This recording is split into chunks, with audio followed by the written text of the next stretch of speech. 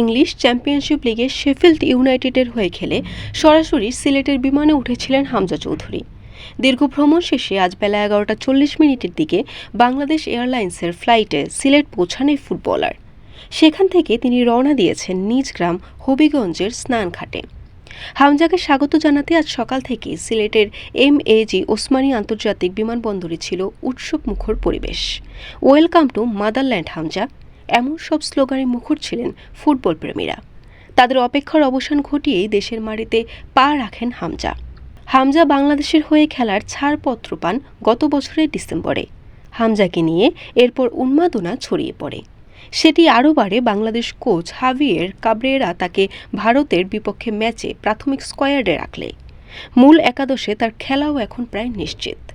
20 March Bangladesh দল রওনা দেবে শিলংয়ের পথে। আর এর আগে কোচ কাবরেরা সংবাদ সম্মেলনে হাজির করবেন অধিনায়ক ও হামজাকে। 25 মার্চ শিলংয়ের জওহরলাল নেহেরু স্টেডিয়ামে AFC এশিয়ান চ্যাম্পিয়নশিপের বাছাইয়ের ম্যাচে ভারতের মুখোমুখি হবে বাংলাদেশ। বরিশাল নিউজ।